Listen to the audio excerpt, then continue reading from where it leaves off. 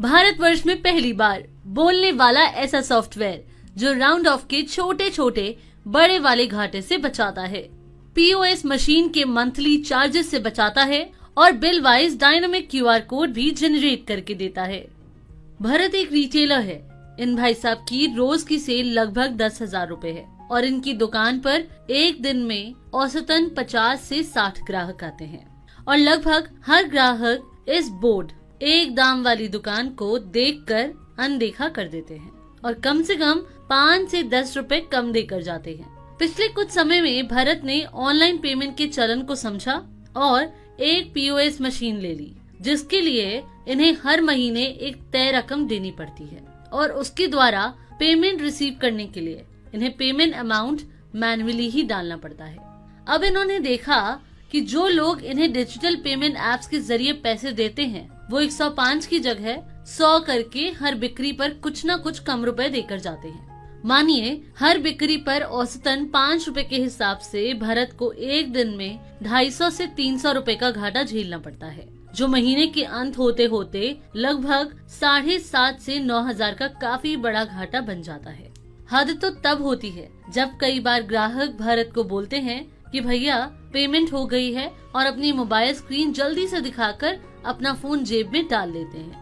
जब तक भरत के पास पेमेंट की नोटिफिकेशन आती है तब तक ग्राहक जा चुका होता है और कई बार तो कोई नोटिफिकेशन ही नहीं आती क्योंकि पेमेंट होती ही नहीं है। भरत की इन सब परेशानियों का इलाज करने के लिए मार्ग ईआरपी ने अपने सॉफ्टवेयर के जरिए ही उसकी इन सब समस्याओं का हल कर दिया है। भारतवर्ष में पहली बार एक ऐसा बोलने वाला सॉफ्टवेयर बनाया जो राउंड ऑफ के छोटे छोटे बड़े वाले घाटे से बचाता है, पीओएस मशीन के मंथली चार्जेस से बचाता है और bill wise dynamic QR code generate करके देता है। अब भरत ने अपने कंप्यूटर से एक क्यूआर कोड डिवाइस जोड़ा है। अब जब वो अपने मार्ग ईआरपी सॉफ्टवेयर से कस्टमर का बिल जनरेट करता है तो उसके क्यूआर कोड डिवाइस पर एक क्यूआर कोड दिखता है, जिसे स्कैन कराकर वो कस्टमर से पेमेंट रिसीव करता है। इसके अलावा भरत को अपने कस्टमर को एसएमएस के द्वारा पेमेंट लिंक भेजकर पेमेंट रिसीव करने का विकल्प भी मिलता है। मतलब अब भारत को ना तो राउंड ऑफ का घाटा सहना पड़ता है, ना ही पीओएस मशीन का महीने का खर्चा झेलना पड़ता है और पैसे आ गए हैं या नहीं ये हाथों हाथ पता चल जाता है, क्योंकि अब सॉफ्टवेयर बोलता है 105 रुपए प्राप्त हुए।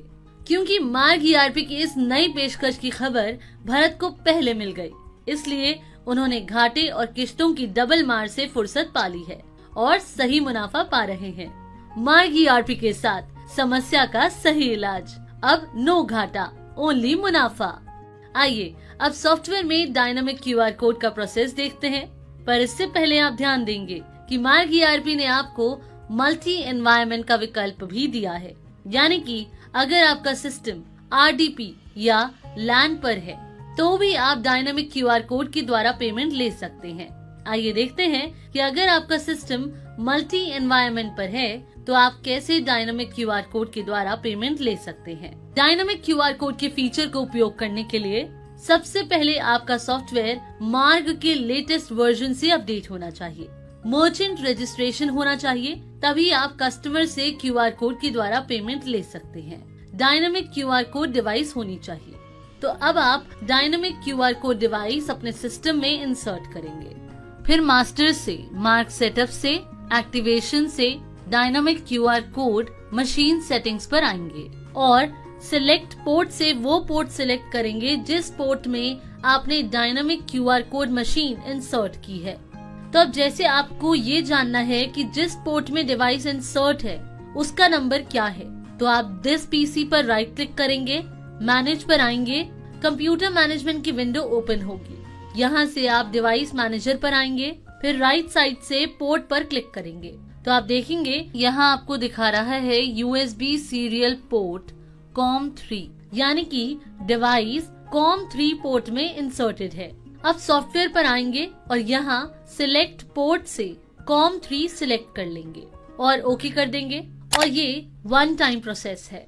इसके बाद अब सुपरवाइजर ऑपरेटर पार सेट करेंगे, जिसे आप क्यूआर कोड डिवाइस से पेमेंट लेने की परमिशन देना चाहते हैं, जिसके लिए आप मास्टर से पासवर्ड एंड पार से ऑपरेटर्स पर आएंगे, फिर यूजर सिलेक्ट करेंगे, सर्च इन ऑल पर एंटर करेंगे और मार्ग पे सर्च करके एक्सेप्ट कर देंगे। देन यहाँ मार्ग पे डिजिटल कलेक्शन से वाई सिलेक्ट करेंगे मार्ग पे एनेबल करने के लिए। फिर डायनामिक क्यूआर कोड से 2 सिलेक्ट करेंगे ताकि ये operator dynamic QR code device पर क्यूआर कोड प्रिंट करवा पाए।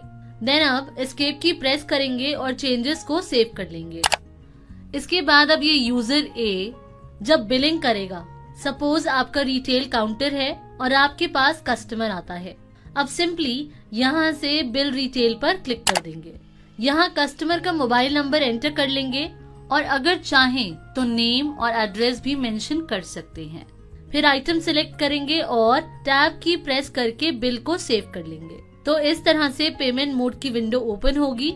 अगर डायनामिक क्यूआर कोड डिवाइस पर क्यूआर प्रिंट करना चाहते हैं और उसके थ्रू पेमेंट लेना चाहते हैं तो यूपीआई पेमेंट सिलेक्ट करेंगे।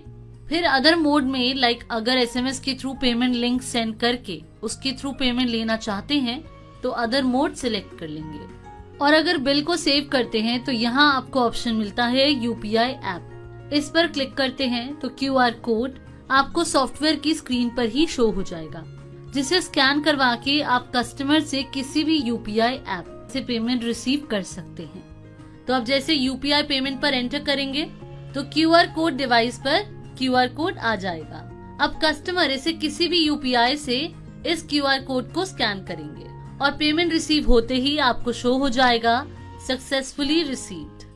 तो इस तरह से आप कस्टमर से डायनामिक क्यूआर कोड के थ्रू पेमेंट ले सकते हैं। इसके बाद अगेन बिल जनरेट करते हैं और टैब की प्रेस करके बिल सेव करते हैं। और अब सपोज अदर मोड सिलेक्ट करते हैं, मोबाइल नंबर एंटर करेंगे, फिर यहाँ से एसएमएस पर एंटर कर देंगे। तो आप देखेंगे इस मोबाइल नंबर पर एसएमएस के थ्रू पेमेंट लिंक सेंड हो जाएगा और अब कस्टमर इस लिंक पर क्लिक करके पेमेंट कर सकता है। तो अब जैसे अगर आपने एसएमएस सेंड किया या क्यूआर कोड स्कैन करवा दिया, आप देखेंगे आपको यहाँ कुछ ऑप्शंस मिलते हैं। जैसे आप चेक पेमेंट पर क्लिक करके चेक कर सकते हैं कि पेमेंट आई कि नहीं। और जब तक एक कस्टमर आपको पेमेंट कर रहा है और उसमें अगर टाइम लग रहा है तो तब तक आप दूसरे कस्टमर के लिए न्यू बिल भी जनरेट कर सकते हैं। और बिल बनाने के बाद जब आप एस्केप की प्रेस करेंगे तो वापस प्रीवियस बिल पर आ जाएंगे। इसके बाद अगर बिल की पेमेंट रिसीव नहीं हुई है और आप इस बिल को पेंडिंग में शिफ्ट करना चाहते हैं तो पेंडिंग सिलेक्ट करेंगे और बिल को सेव कर लेंगे। तो आप बिल से बाहर आ जाएंगे और बाद में जब भी आप इसे मॉडिफाई करेंगे और जब तक पेमेंट रिसीव नहीं होगी तो ये चेक पेमेंट पर आकर ही रुकेगा। तो इस तरह से आप इन डिफरेंट ऑप्शंस को यूज कर सकते हैं। दोस्तों, इस वीडियो में आपने देखा कि कैसे आप डायनामिक क्यूआर कोड के द्वारा कस्टमर से पेमेंट ले सकते हैं। Thanks for watching.